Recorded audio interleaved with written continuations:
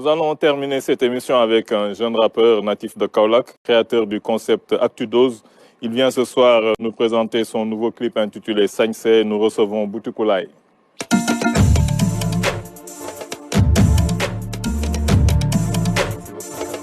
Waaleykum salaam wa rahmatulah. Bouticoulaye ñu ngi lay ziar. maa ngi leen delloo ziar. Mbaa yaa ngi si jàmm. may sant bu baax alhamdulilah.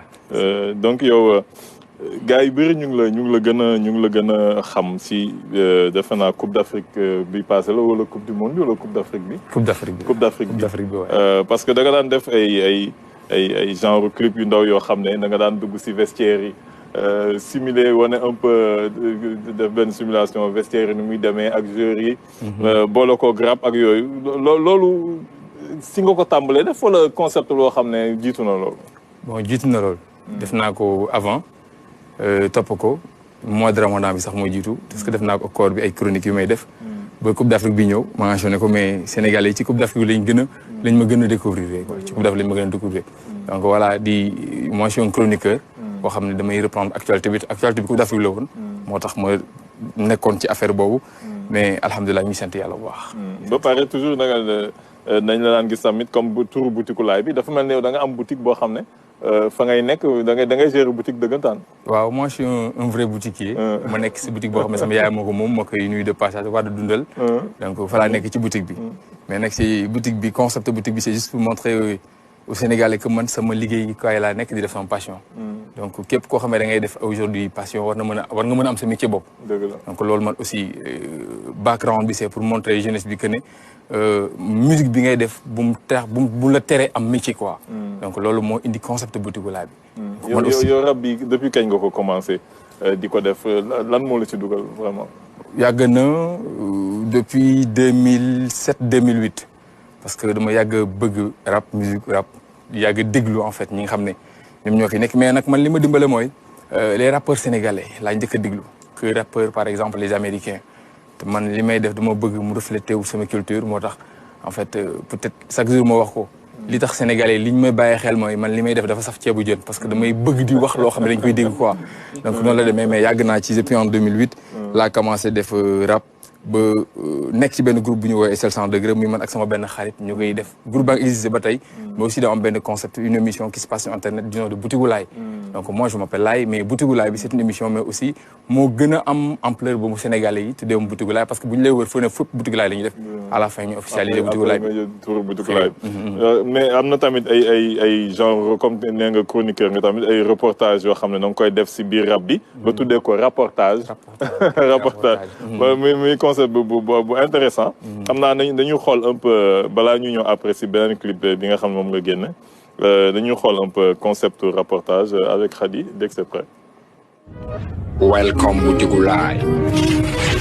Zik Buzz Music. Yes, salamatan reportage bi del ci wat yéen civilisé war na ku ne gune mag góor ak jigéen nu melaan xele paan mbedd yi soppeeku bakk aan nit ñe mujj raw te bet ñu yëri ko Silva gi woon maquette yow de jamono ji ñu nekk ñu bëri est-ce que ñu ngi doxi conscience est-ce que ñu ngi science ba ñu doon ay con moytu conséquence naan bës yi ndox mu sedd jeex nga sànni mbedd ci ko jooju dañ ko war a gedd duñ ay salu merde bul di déclenche chimok ci biiri nit ñi jikkoy mala weesul boobu époque war na set a sell xel mi war na fees dell waroon na gën a mën a nice na fekk civisme yi tel la man allo Bouticoulaye à vous l'antenne.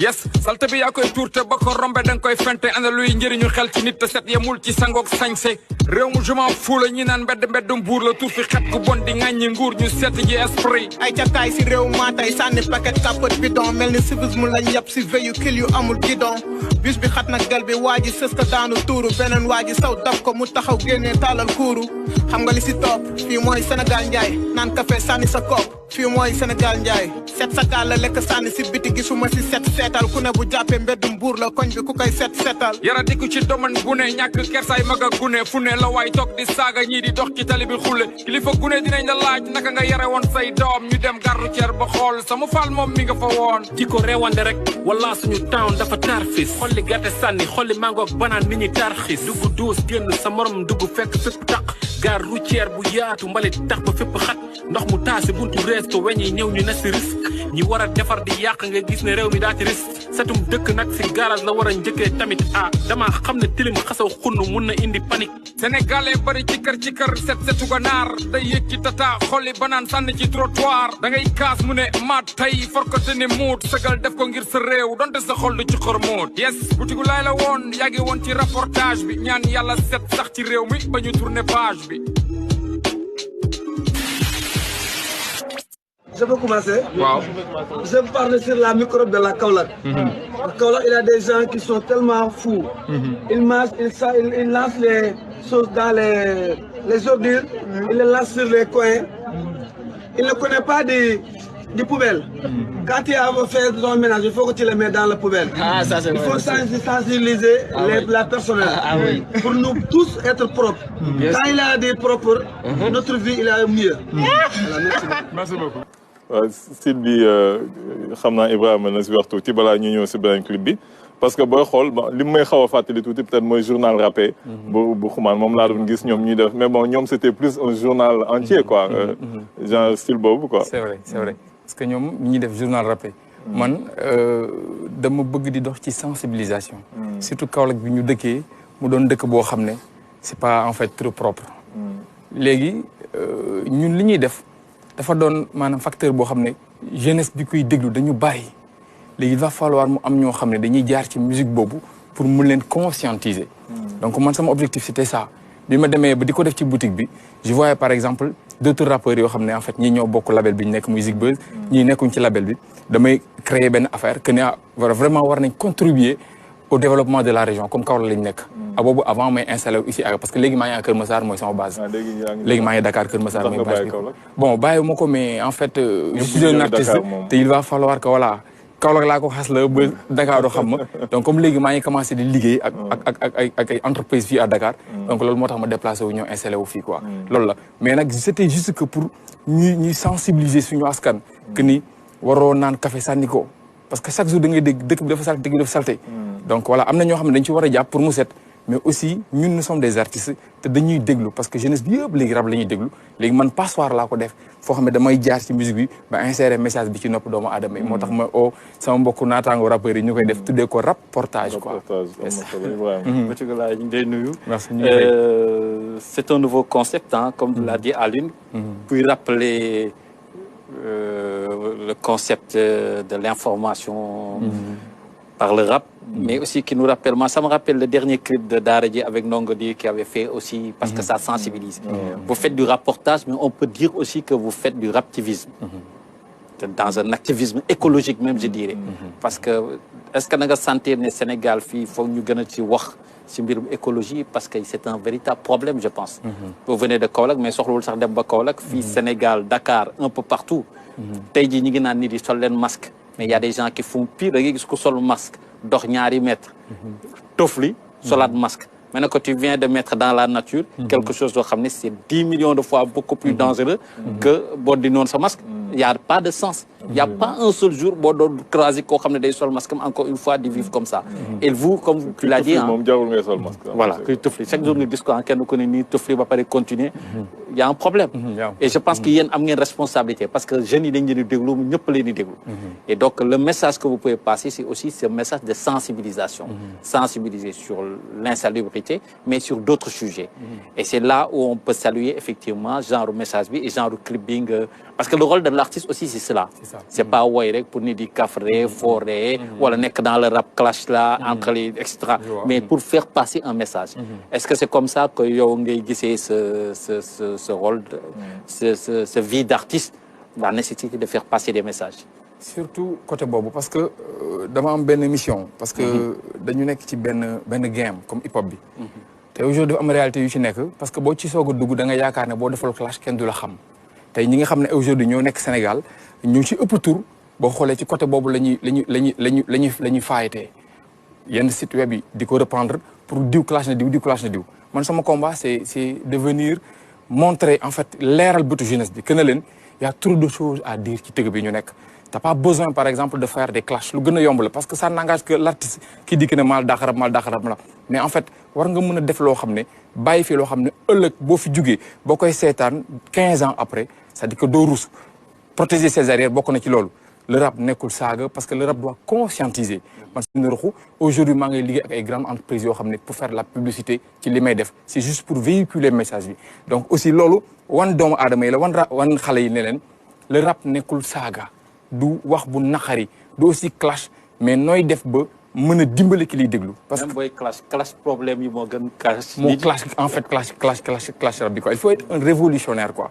donc man sama objectif c'est ça révolutionner le game mu méngoog suma culture suma cosaan suma diine ak suma aada parce que je suis un sénégalais su may wax ak sénégalais war naa mën a wax lu ñu dégg boo xoolee man damay topp affaire rek bi coronavirus ñëwee Covid-19 def naa ci ay capsules yu bëree bëri allez sur internet ngeen tapé Boutique Laye YouTube Facebook Instagram il y a des milliers de partages te pourtant chaque jour damay ñëw pour xamal leen que ne lii lañ war a def lii ak lii lañ war a def boo xool dama koy jëlee en fait ci ñi nga xam ne mooy kilifa yi fi nekk ay mesures barrières yi nga xam ne moom la ñuy wax pour ma jox askan wi ma di leen koy jox c'est ça le rap est quelque chose de noble am na autant boo ne rap yenn parents yi dañ koy xaw a ragal sama objectif c'est juste montrer maanaam raxas image bi ba ëllëg tey ku may imiter sa doom du ngeen am problème boobu yéen ñaar quoi donc le rap c'est quelque chose de très noble dañu war a sensibiliser man nag sama objectif c'est divertir et informer parce que bi ma demee xam ne les Sénégalais dañu bëgg comédie musuma def comédie mais aussi dama ko def passoire rek muus